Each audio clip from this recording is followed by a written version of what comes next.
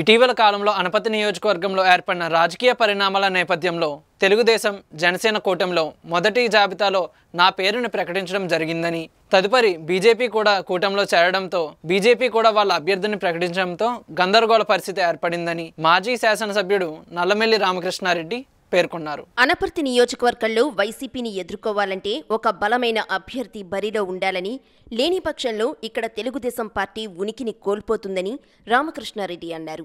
ఇక్కడ తెలుగుదేశం పార్టీని కాపాడుకోవాలంటే దానికి కార్యాచరణ ఏ విధంగా వెళ్లాలి అనే దానికోసం ప్రజల యొక్క అభిప్రాయాలు తీసుకోవడం కోసం గ్రామాల్లో ప్రజాభిప్రాయ సేకరణ పేరుతో కుటుంబ సమేతంగా పర్యటన చేస్తున్నామని రామకృష్ణారెడ్డి మీడియాకు తెలిపారు.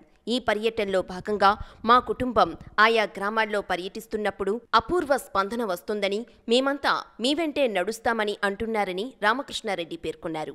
ఇటీవల కాలంలో అనపర్తి నియోజకవర్గంలో జరిగిన రాజకీయ పరిణామాల నేపథ్యంలో మరి తెలుగుదేశం జనసేన కూటమి మొదటి జాబితాలో ఉన్న అభ్యర్థిత్వం ప్రకటించడం, తదుపరి బీజేపీ కూడా ఈ కూటమిలోకి చేరిన తర్వాత బీజేపీ కూడా వాళ్ళ అభ్యర్థిత్వాన్ని ప్రకటించిన నేపథ్యంలో ఇక్కడ గందరగోళ పరిస్థితులు ఏర్పడిన నేపథ్యంలో ఇక్కడ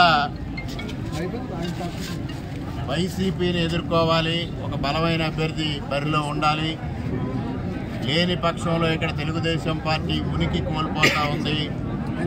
భవిష్యత్తులో సుదూర తీరంలో తెలుగుదేశం పార్టీ ఉనికి లేకుండా పోయే ప్రమాదం ఉంది. కాబట్టి తెలుగుదేశం పార్టీని కాపాడుకోవాలి, దానికి కార్యాచరణ ఏ విధంగా వెళ్ళాలి అనే దానికోసం ప్రజల యొక్క అభిప్రాయం తీసుకోవడం కోసం నిన్నటి నుంచి గ్రామాల్లో ప్రజాభిప్రాయ సేకరణ పేరుతో మా కుటుంబం ప్రజల ముందుకు వెళ్ళడం జరుగుతూ ఉంది.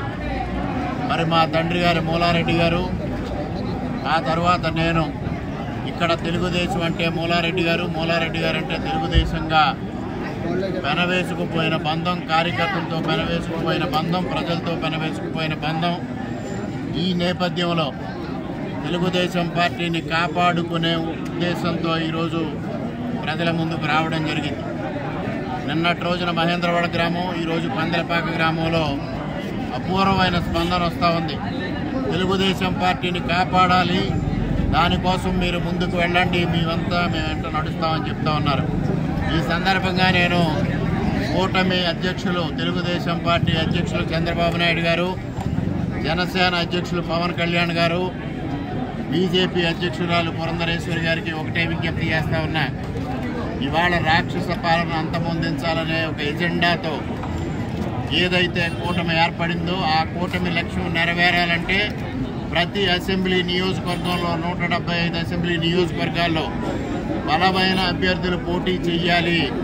తద్వారా కూటమి లక్ష్యాన్ని నెరవేర్చాలి. జగన్మోహన్ రెడ్డి రహిత ఆంధ్రప్రదేశ్ని ఏర్పాటు చేయాలి, ఆ దిశగా ఆలోచన చేయాలని 3 పార్టీల అధ్యక్షులకి అనపర్తి నియోజకవర్గం ప్రజానీకం తరఫున విజ్ఞప్తి చేస్తా ఉన్నా.